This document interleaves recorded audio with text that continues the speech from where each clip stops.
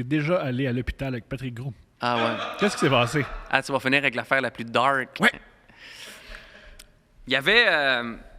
on avait à ce moment-là chacun notre émission respective à Musique Plus. Début vingtaine. Ouais.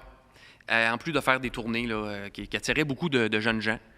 Puis on avait été appelés là, par Sainte-Justine pour aller visiter des jeunes en convalescence. Et puis on l'avait fait là, plus d'une fois. Puis Patrick avait 2-3 personnes en particulier qui allaient voir là, des gens qui avaient déjà vu, des jeunes là, qui suivaient un peu. Puis moi, je l'avais accompagné, en fait. Je suis allé avec lui. On avait fait ça. Puis à la fin, il y a quelqu'un du personnel, peut-être un peu trop habitué d'être dans la chose triste, là, qui est la maladie, avait dit comme ça, « Hey, on a, lui, c'est un garçon late teens, là, un peu, 18-19 ans, qui est... qui s'en sortira pas, mais qu'il trouverait ça serait fun d'aller le voir, puis tout, puis... Ça serait le fun d'aller le voir. Puis ça avait vraiment été... Les autres rencontres étaient prévues. On avait amené des petits trucs. Il y avait des lecteurs DVD. On avait amené des DVD de nos affaires, puis des trucs sympathiques. Puis lui, on est rentré dans sa chambre avec nos bébelles. Puis on est allé parler, puis... De dire qu'il se crissait de nous autres, là, je veux dire... C'est un des moments les plus durs de ma vie, en fait. Puis c'est parce que... Tu sais, t'as des moments durs, drôles, là. Tu sais, tu fais comme... Mais là, c'était juste, mon Dieu, c'est un jeune adulte qui connaîtra pas la vingtaine. Et on le sait, il le sait. Peut-être qu'il sait qu'on le sait. Et là, on est là avec nos DVD devant lui. Puis il est comme... Ben là, je te le signe. Je pense qu'il n'y avait pas de membre de sa famille dans la chambre, je me souviens pas. Mais dans mon souvenir, il n'y en a pas. Puis on est juste Patrick et moi et lui qui sait à peine on est qui. Avec nos DVD. C'est... Au souvenir de Patrick, tout se met à sonner. L'équipement médical, Ouais. tu veux dire? Ah ouais? Au souvenir de Patrick. Ah ouais. Tout se met à sonner. Il vous calisse dehors de la chambre. Et Patrick trouve ça fou parce que c'est peut-être la dernière chose que vu, c'est vous deux. Ah oui, OK, ouais. Ouais. Je me rappelle pas des sonneries, mais je me rappelle qu'on est sortis dans une certaine urgence. Et Patrick était, moi aussi, mais Patrick a toujours été un petit peu plus expressif que moi. Un peu. Et puis il était fâché à juste titre Après l'infirmier. après l'infirmier qui nous avait envoyé là comme ça sur une gosse, là, sans y penser, tu sais. Puis je me rappelle qu'on était comme, oui, on était sortis sur... C'était grave. il y avait eu quelque chose, puis on était sortis, puis on était comme, ça se peut pas que ce soit ça qui meurt avec nos Christy de DVD dans les mains. Tu sais, voyons. Ça n'a pas de bon sens. C'est une belle fête. Tu sais.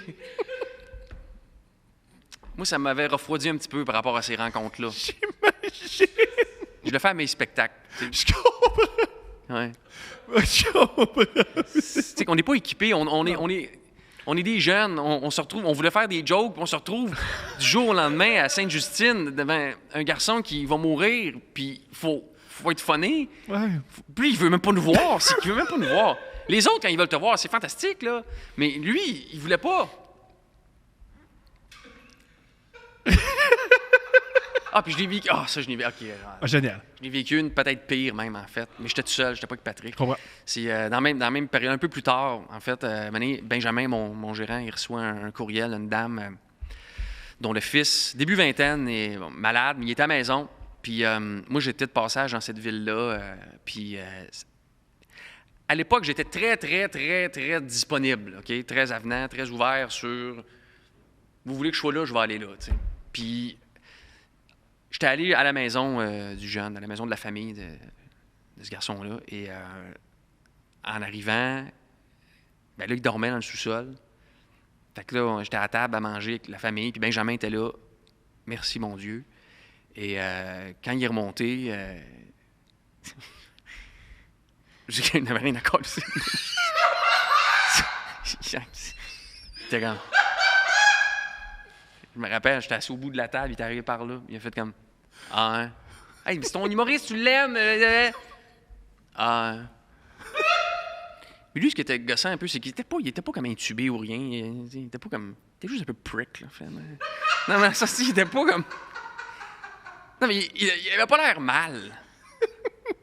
Il avait juste l'air d'avoir fait une longue sieste. Il était pas affligé, là.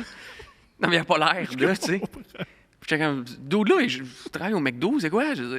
Pourquoi je suis là? Et ça a été un pénible moment. Puis je me rappelle, je suis sorti de la maison avec Benjamin, puis j'ai dit plus jamais. Plus jamais, plus jamais. Je l'avais fait avant, aller chez des enfants malades, à des maisons. Ça s'était toujours bien passé. Puis lui, c'était pas un enfant, tabarouette, il aurait pu péter à la gueule. Puis, une carrière, s'il te plaît. Hey, Je veux des REER. C'est pas pour ça que j'ai signé, moi, là. Mais après, tu comprends que... Puis on reçoit ça aussi, maintenant, on reçoit toutes sortes de demandes aussi. C'est que des fois, si tu passes dans telle ville, comme par hasard, t'es donc l'humoriste préféré du jeune parce que t'es là la fin de semaine de sa fête. Là. Si c'était Rachid, ça serait Rachid son meilleur. Là, puis c'est ça. Là. Puis ça, des fois, il faut comprendre ce ton-là. Il faut être capable de lire les gens par rapport à ça. C'est génial. Hey, j'ai fini avec mes 2 anecdotes les plus sombres de ma carrière, man. Ouais, c'est des super anecdotes. Merci Hey, beaucoup, le plaisir, Thomas.